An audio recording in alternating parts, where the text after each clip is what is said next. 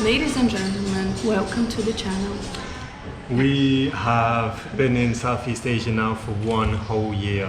We left in March last year, the start of March, and it is now the end of February.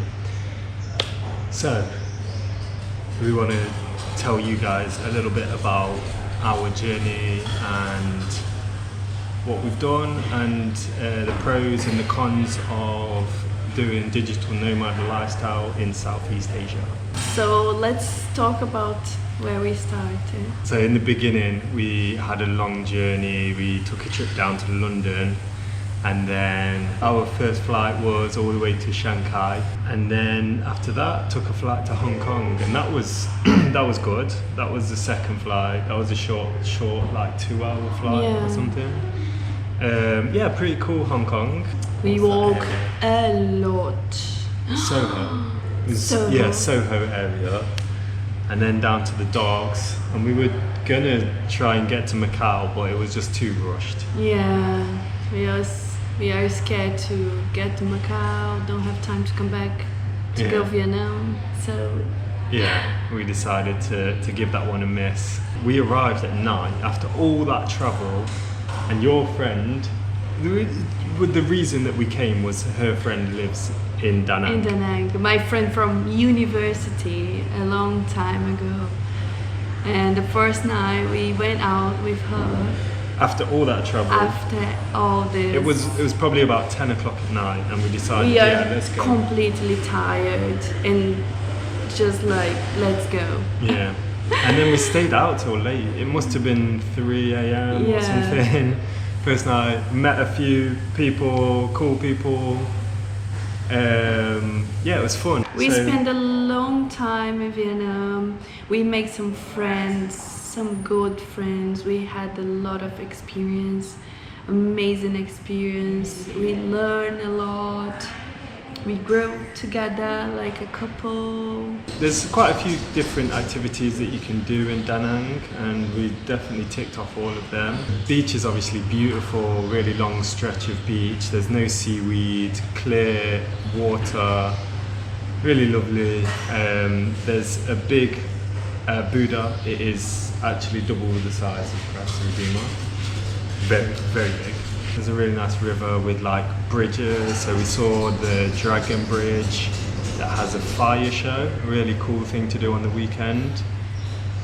We explored Hoi An, which is like a 30-minute drive from Da Nang. Before I figured out any kind of work, Tani got a job in a bar. And then life went on. Tani was doing her shifts. I also did a few shifts in the bar. Do you remember how much we received? It was really bad pay. It was really, really bad pay. Like just over £1 an hour basically, and then the odd tips that we got, that you got mainly. But because Vietnam is so cheap, that was able to keep us going a little bit, along with the little bits of money I was receiving here and there for trading. And we survived, just about. We bought our own little bike, our first bike together. Yeah, Betinha. Which cost us £100, just over £100. Really, really cheap. And it saved us money because we didn't have to rent a bike every month. We didn't have to pay, or pay for Ubers. Then I started to work for on the phones. I was working on the phones in sales for a charity, doing donations, which is tough, really tough work. I was just getting rejections after rejections, as you can imagine, cold calling people, asking for money for charity, like, yeah, you can imagine. But again, it got us a little bit more money in. We travelled, we were also doing a lot of TikToks. We grew a lot on TikTok in Vietnam. Yeah, and then we ended up getting a teaching job. Yeah. 2 little kids, so cute. Yeah, bless them. And there was, one of them was really, really smart, but they were both so cute. so cute. Yeah. 6 and 7 years old, and that was fun. That was a good experience. Gave us a little bit more purpose, and we felt like we were doing something good, you know. So we enjoyed that. But we did grow on TikTok. We started to get a few offers for things. We went to the Haijiang Loop. Yeah, our first collab.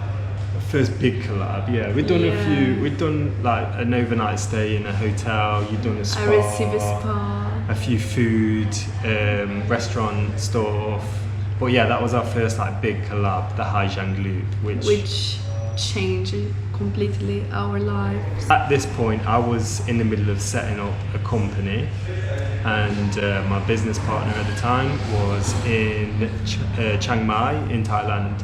So we decided to go and be closer to him and really, start working online, you know, actually becoming that digital nomad that we set out to be when we first started. The business started really good, actually. That's the goal for kind of 2026, is to get that up and running to a good standard and get some good money coming in from that. Yeah. Thailand was amazing experience as well. Very different than Vietnam. Yeah.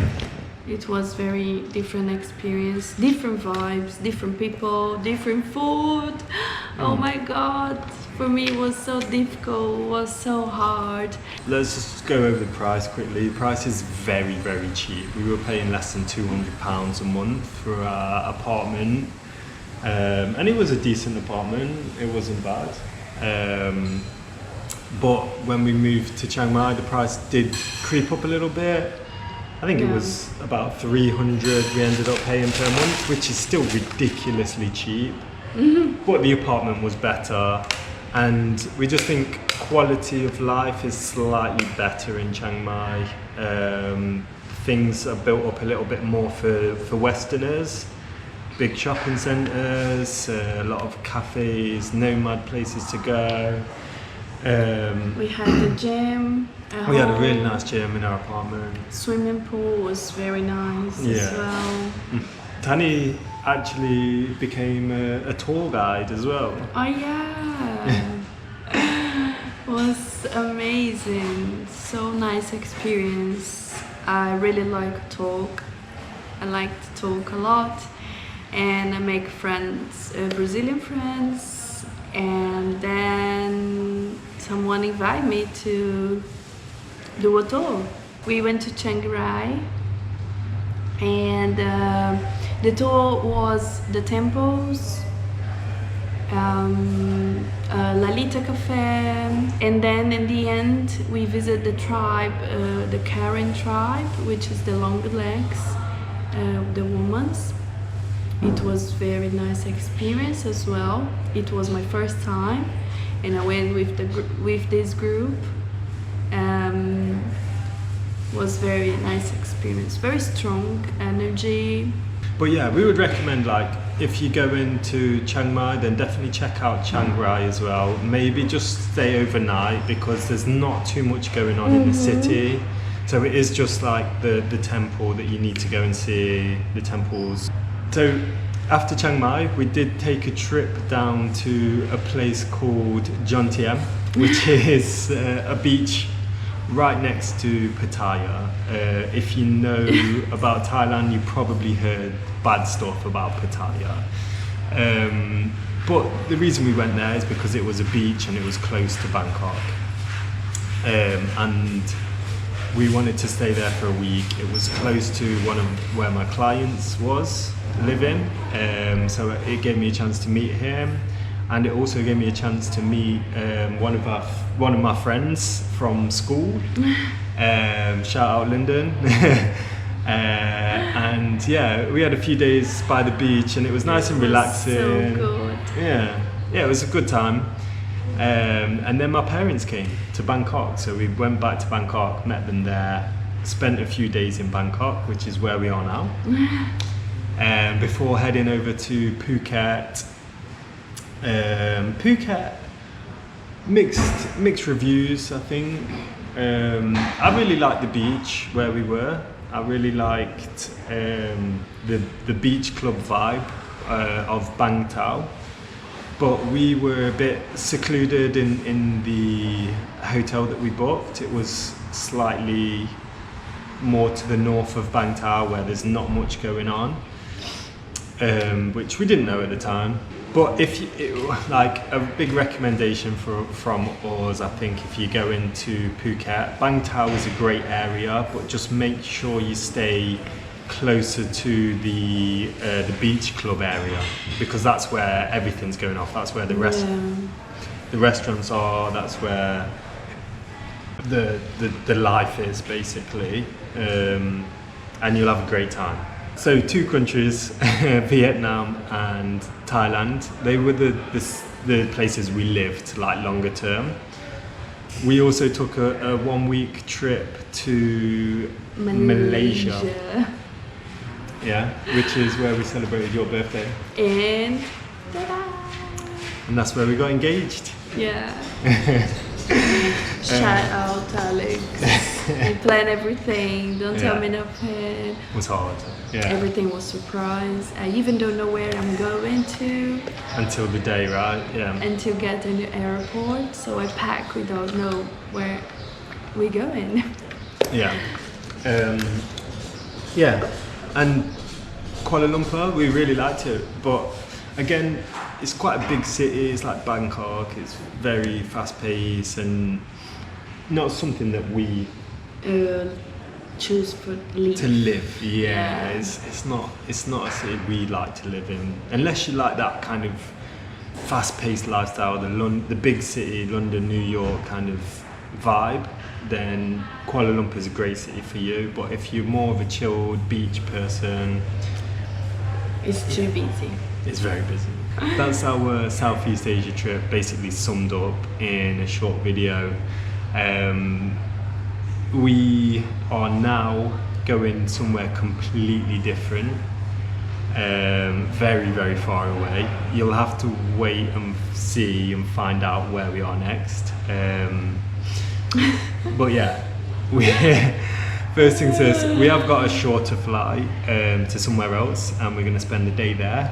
And the next video is going to be a vlog of this place, which we think you guys will love. We've done some research about it. It looks beautiful. It looks stunning. But we're only there for a day, so we're going to do as much as we can and show you guys around. But that's basically it. That's our journey so far. Did we become completely financially free? Not so much. Did we manage to achieve everything that we wanted to? Not quite. We missed Bali, we missed Philippines.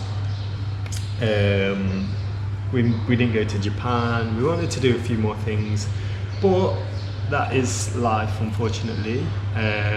What we take away is the positives, is that we've got closer, we've become engaged. We've seen a lot of things. We've seen a lot. We do a lot. We've done a lot.